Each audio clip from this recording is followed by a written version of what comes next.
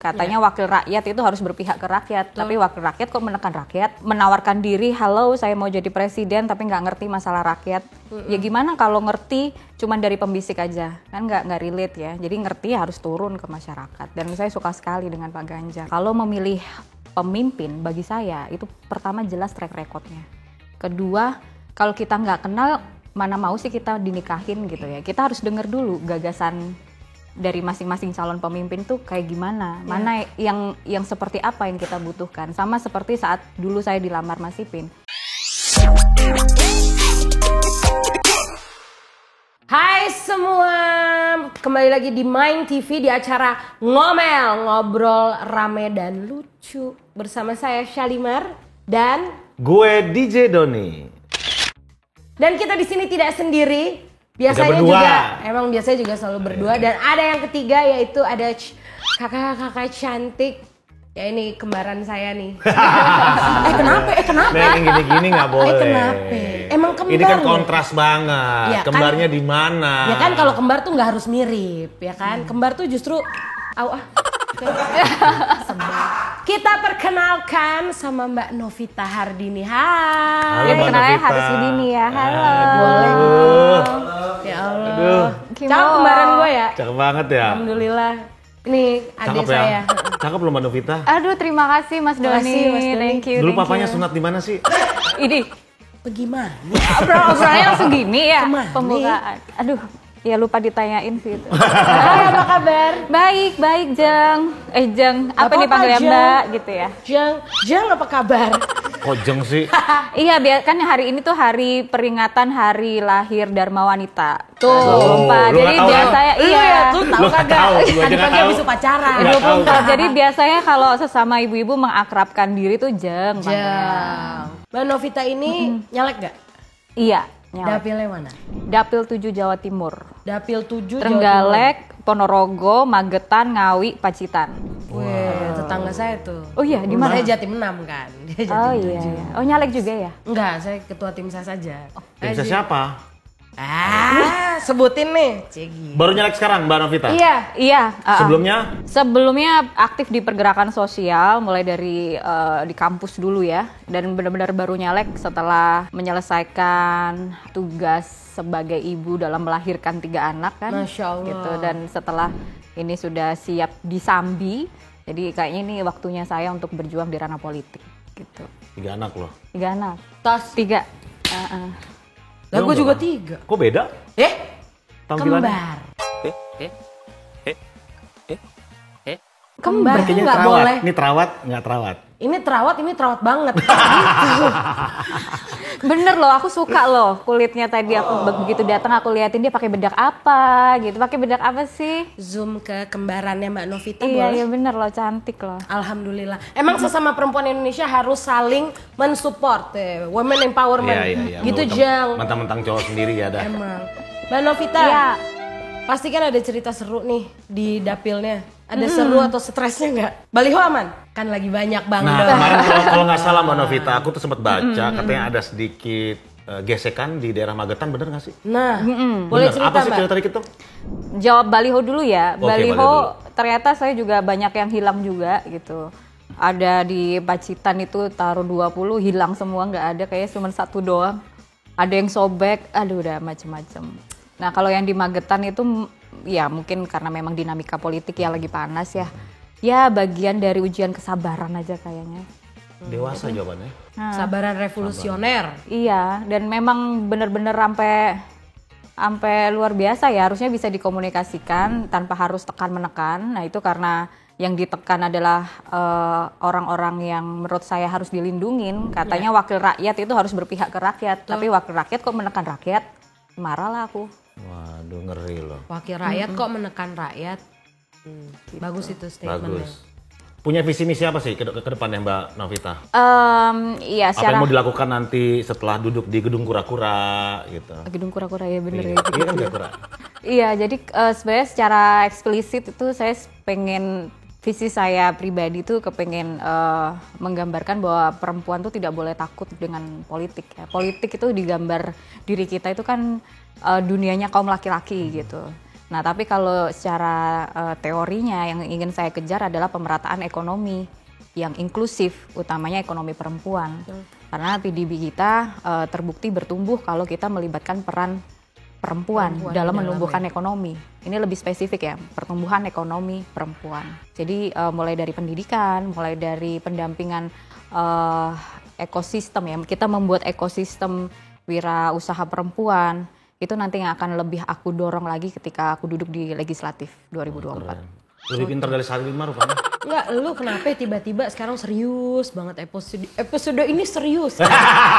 Serius bener. Tapi enggak Mas gitu, Don. Aku tuh paling susah itu kalau diajak ngelucu. Makanya mungkin aku perlu sering-sering ketemu Mas Doni ya. Aku enggak usah sama dia. Iya, Aku lebih lucu dari dia. Tuh kan, aku lebih lucu dari dia. Tik. Bisa aja oversense. Iya enggak. Oversense kalau ngomong bisa aja. Oke. Pas banget itu. Pak Ganjar sama Pak Mahfud kan belusukan untuk juga membantu meningkatkan perekonomian perempuan juga, berarti cocok. Iya benar ya. Apalagi kita lihat ada peran Bu Atiko yang menurut saya luar biasa mengcapture ya, melihat potensi perempuan yang begitu luar biasa ya di Indonesia. Dan kenapa sih pemimpin itu harus belusukan? Karena kita nggak bisa kalau kita nggak ketemu, nggak dekat, nggak ngobrol sama rakyat, terus menawarkan diri, halo saya mau jadi presiden tapi nggak ngerti masalah rakyat. Ya gimana kalau ngerti cuman dari pembisik aja, kan nggak relate ya. Jadi ngerti harus turun ke masyarakat. Dan saya suka sekali dengan Pak Ganjar. Nah, kampanyenya Mbak Novita tuh di dapil di daerah tersebut tuh biasanya gimana? Joget-joget kah? Atau ngasih susu gratis kah? Nah itu dia, saya tuh kadang pengen tahu Mbak Novita seperti apa di kadang dapil? itu saya tuh benar-benar ada perasaan iri ya. Bisa nggak sih saya ke dapil tuh cuman bisa nyanyi gitu ya, joget-joget. Atau joget-joget. Dapat suara. Gitu. Iya dapat suara. Ternyata memang bakat nyanyi nggak ada gitu ya. Joget juga nggak bisa. Ya mau nggak mau harus belajar dan harus benar-benar konsisten ya. Dari tahun ke tahun, dari 2018 pergerakan saya apa, sekarang 2023 pergerakan saya apa ya, saya menunjukkan kepada masyarakat bahwa masyarakat tidak boleh dibodohi gitu, tidak boleh dibodohkan dan harus dipintarkan, benar berjuang ini. bersama-sama gitu. Dan Mbak Novita ini punya program. Enggak, sebelum ke program itu, gue tuh pengen nanya Mbak Novita selama pergerakan dari muda ini pernah nggak bikin satu pergerakan yang bermanfaat untuk rakyat dan sampai saat ini masih dirasakan? Itu maksud gua.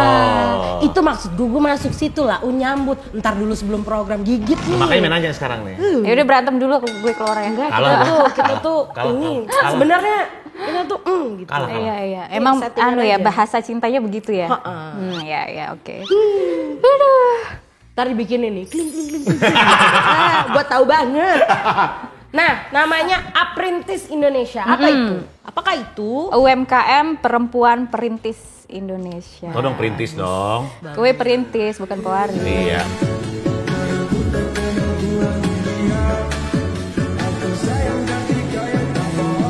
Wih, seru ini. Generasi perintis. Gue perintis bukan pewaris tuh. Dengerin tuh, deterjen. Siapa deterjen? Deterjen tuh netizen. Oh, Jadi kita bacanya deterjen biasanya. Oke. Oh, doyan nyuci mereka. Iya.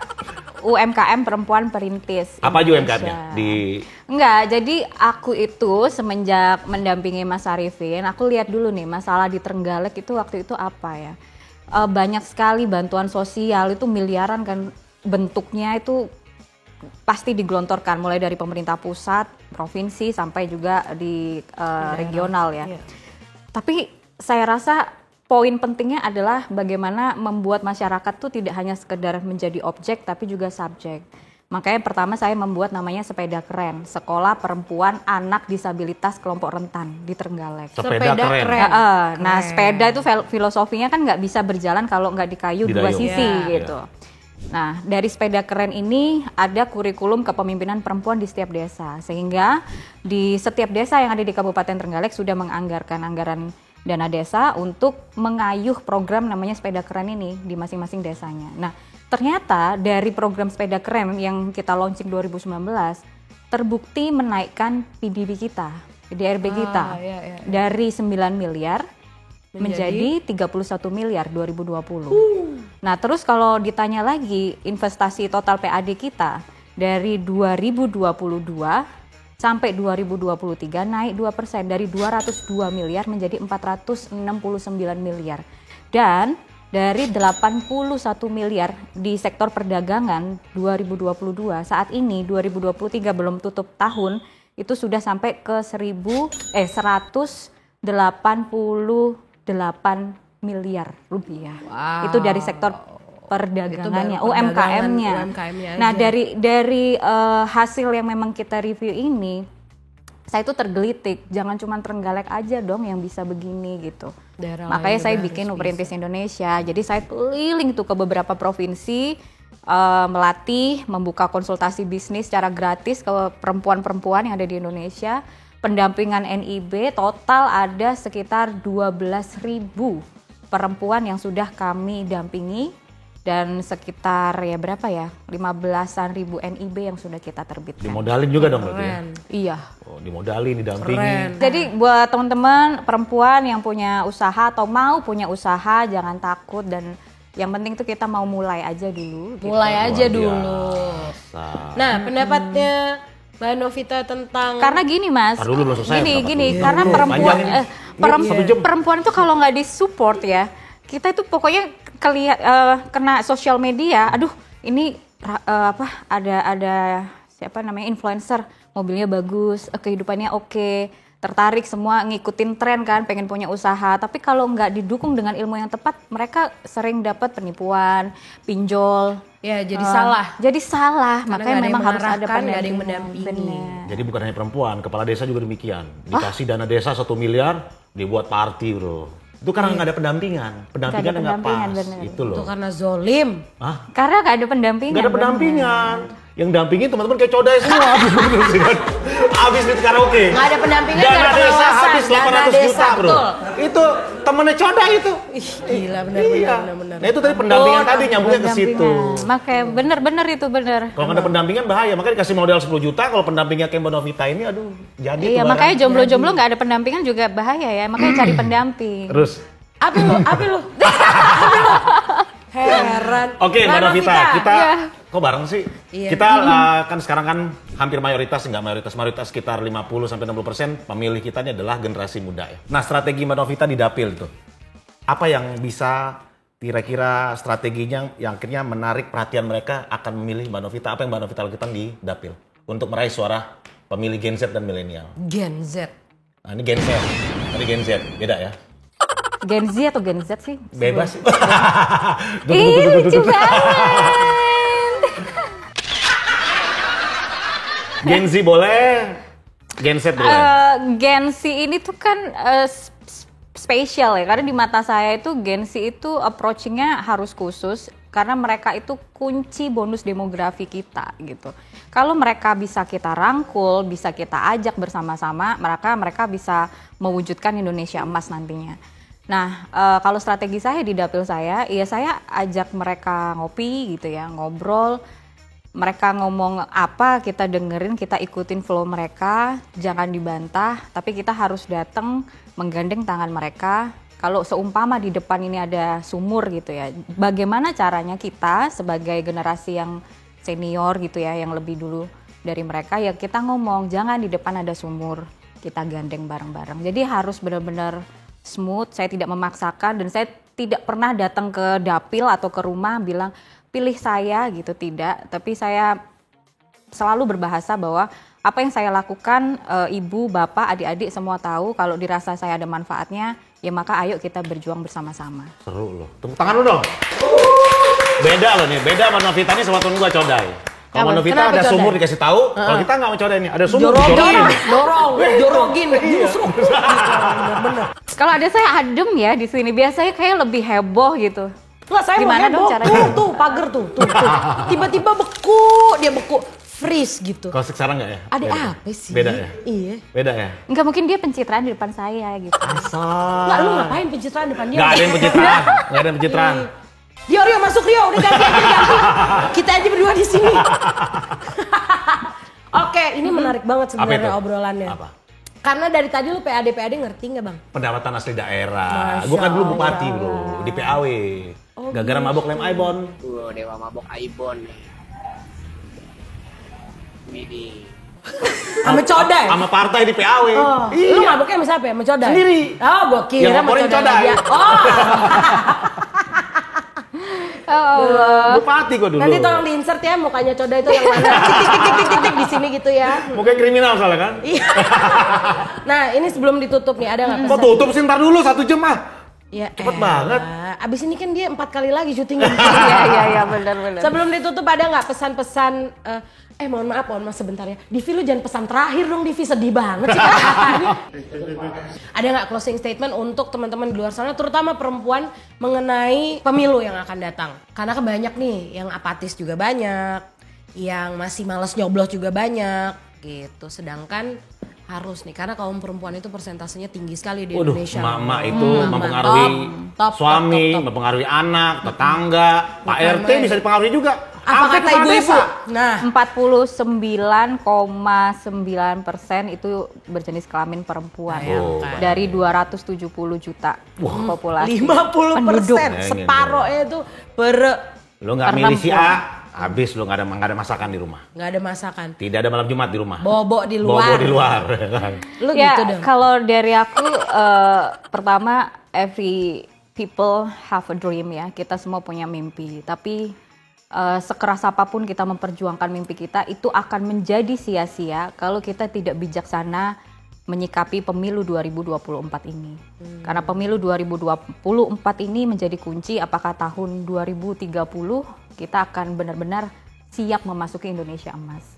Nah, kalau memilih pemimpin bagi saya itu pertama jelas track recordnya. Kedua, kalau kita nggak kenal, mana mau sih kita dinikahin gitu ya. Kita harus dengar dulu gagasan dari masing-masing calon pemimpin tuh kayak gimana, mana yang seperti apa yang kita butuhkan. Sama seperti saat dulu saya dilamar Mas Ipin, saya tidak tanya, do you love me?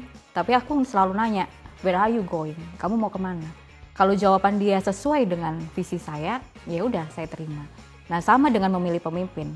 Pemimpin loh ini yang akan membentuk nasibnya cucu kita, anak kita ke depan. Jadi bagi saya, cari pemimpin tuh dilihat dari gagasannya, track recordnya. Mau dibawa kemana kita ini? Dan yang paling penting cari pemimpin yang lahir dari rakyat. Karena dia pasti tahu semua permasalahan rakyat. Luar biasa. Tepuk tangan sekali lagi. Oke, sebelum untuk terakhir ini gua ada pantun untuk Mbak Novita. Aduh, ya aku lihat deh, gini deh. Asam folat, asam sulfat. Nanti kalau jadi pejabat, jangan lupa mikirin rakyat. Salimat pantun. Asam folat, asam sulfat pokoknya. Asam folat, asam sulfat. Apaan? Gue nggak siap-siap. Wah Allah. Asam folat, asam sulfat. Sampai ketemu lagi ya minggu depan. Sobat. Bye.